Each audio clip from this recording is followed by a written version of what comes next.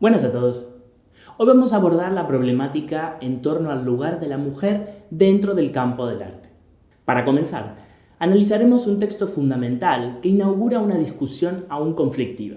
Se trata del artículo de Linda Nochlin titulado ¿Por qué no ha habido grandes artistas mujeres en la historia del arte?, publicado por la revista Art News en enero de 1971. Por otro lado, también incluiremos los aportes de Griselda Pollock, publicados en su libro Visión y Diferencia, y trabajaremos con algunos conceptos desarrollados por María Laura Rosa en su artículo La cuestión del género. Primero, debemos tener en cuenta que las corrientes feministas no se presentan de manera homogénea, sino que están construidas por un conjunto heterogéneo de movimientos políticos, culturales, económicos y sociales que buscan la igualdad de derechos entre el hombre y la mujer.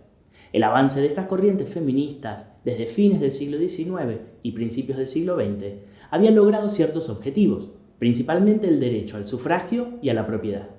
Pero en la década de 1960 tiene lugar lo que se conoce como segunda ola, en la que se van a ampliar esas discusiones hacia la desigualdad cultural, la sexualidad y la familia, los derechos de reproducción y el lugar del trabajo.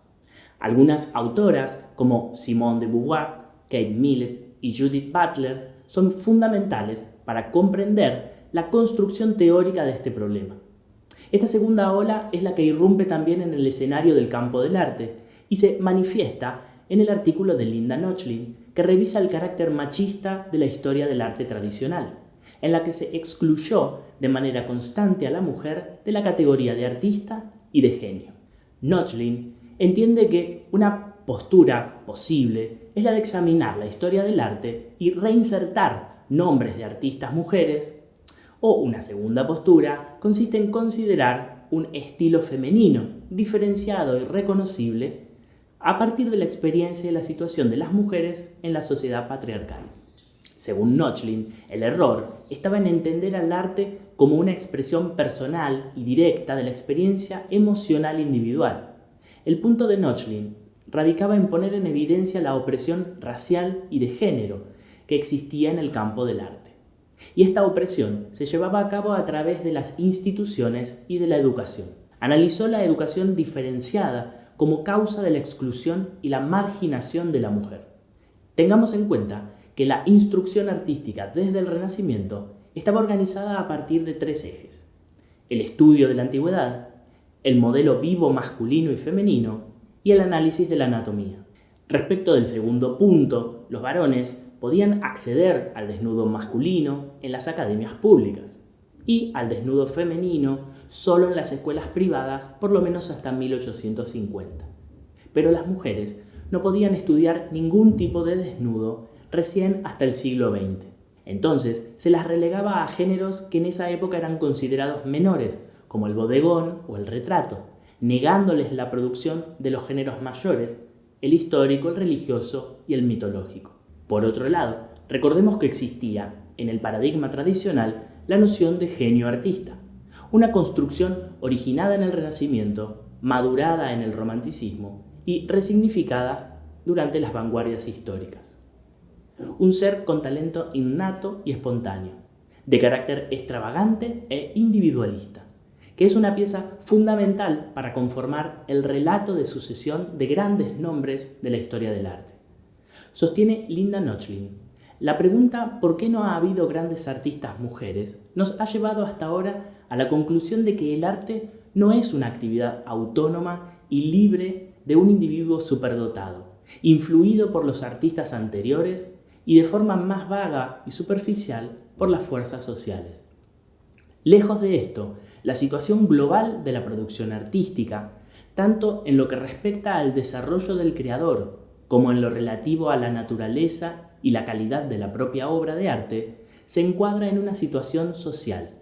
Es un elemento clave de esta estructura social y está condicionada y determinada por instituciones sociales concretas y definibles. Nochlin señala que existen nociones instauradas como naturales cuando en realidad son construcciones sociales, con tendencia ideológica claramente eurocentrista, blanca, católica, heterosexual y patriarcal, propia de la modernidad. El planteo de Nochlin y otras teóricas da lugar a una serie de muestras, entre las que se encuentra la emblemática Artistas Mujeres, 1550-1950, con curaduría de Anne Sutherland Harris y de la propia Linda Nochlin, llevada a cabo entre diciembre de 1976 y noviembre de 1977, en la que se incluyeron 83 artistas de 12 países.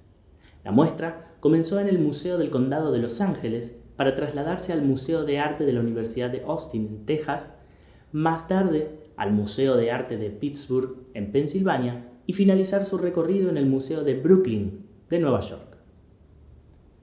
En esta muestra se reivindican nombres de artistas mujeres. Artemisia Gentileschi, una pintora italiana, gran representante del barroco. Louise Moyon, una pintora francesa especializada en bodegones.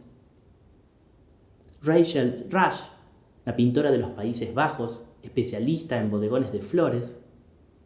Angelica Kauffmann, pintora suizo-austríaca, de gran popularidad, lo que la llevó a tener una gran fortuna en la etapa del neoclasicismo.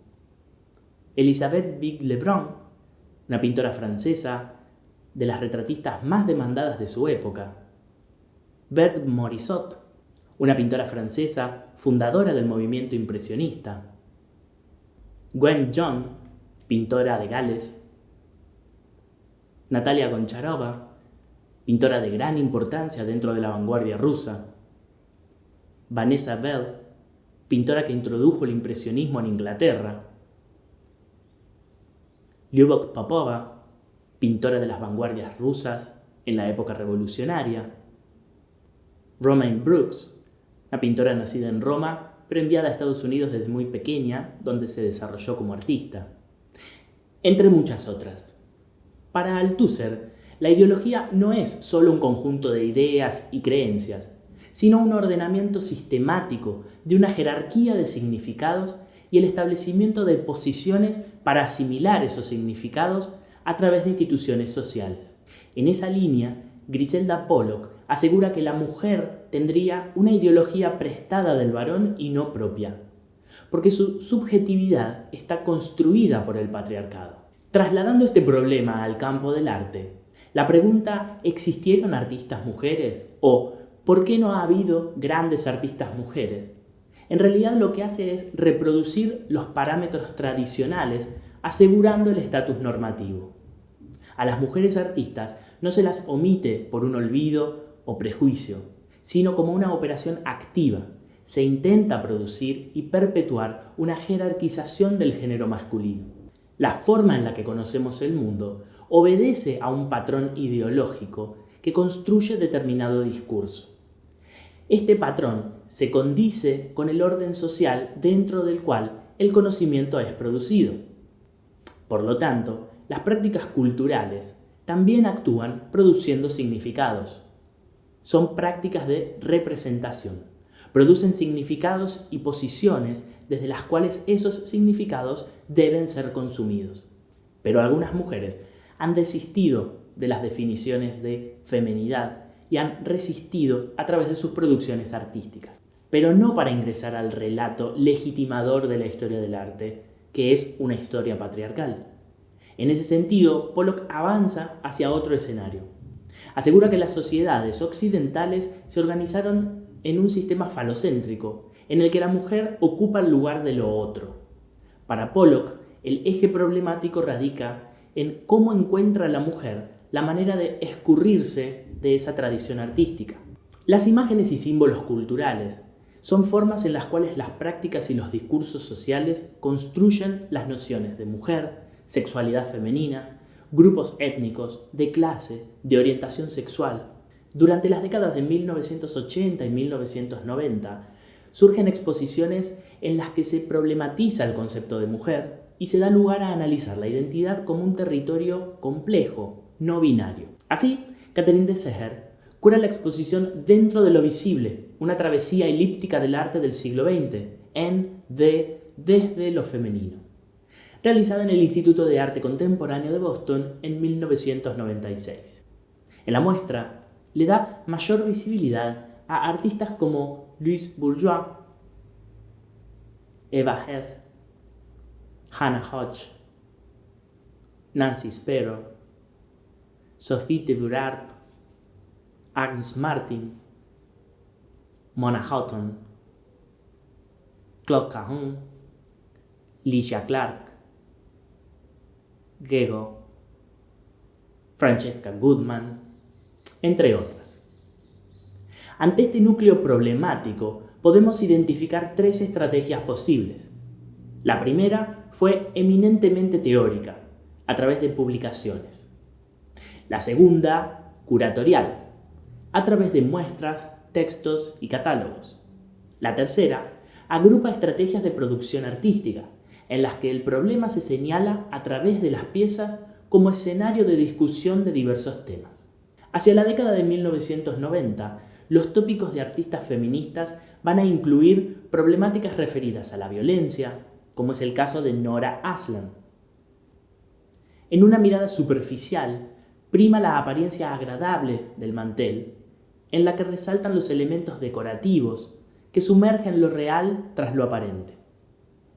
Una mirada cercana podría dar lugar a percibir la violencia que atraviesa la escena. Otra de las temáticas relevantes de artistas feministas va a ser el cuerpo. En la historia del arte, la mujer es objeto de deseo, exaltación, amor o rechazo, representada y definida según modas y modelada según las épocas. La mujer era un objeto más que un sujeto, construyendo ideales de belleza y de comportamiento. El arte replica relaciones desiguales enquistadas en nuestra cultura, y esas producciones simbólicas se estructuran en torno a la mirada masculina. La presunción de un espectador masculino transforma a la mujer en fetiche. Desde este problema, artistas como Jan Semmel utilizan recursos tradicionales para perforar la mirada masculina del cuerpo de mujer, ubicando al espectador desde una perspectiva literalmente de mujer. Sylvia Slate problematiza el uso de la imagen fetiche de mujer, invirtiendo los roles del baño turco de Ingres y desnudando la imagen de reconocidos críticos de arte de su época, incluido su propio esposo, Lawrence Holloway. Algunos de los desnudos masculinos llegaron a ser un verdadero escándalo y un juez de la Corte Suprema del Estado de Nueva York encabezó una campaña para eliminarlos de los museos. Slate, sorprendida por estas reacciones violentas a sus pinturas, respondió: «Me pregunto si el juez se opondría a un desnudo femenino. No veo por qué los genitales masculinos son más sagrados que los femeninos». La representación del desnudo desde una perspectiva no hegemónica fue un problema abordado también por Lucian Freud y continuado por Jenny Saville. La exuberancia, el envejecimiento, las manchas y durezas de la piel dan cuenta de la desidealización de los modelos de belleza, saliéndose por fuera de los cánones tradicionales. Saville avanza hacia una deshumanización de los cuerpos desnudos al quitar los rasgos individuales y perforar las diferencias de sexo. Eso fue todo por hoy. Nos encontramos en próximos videos.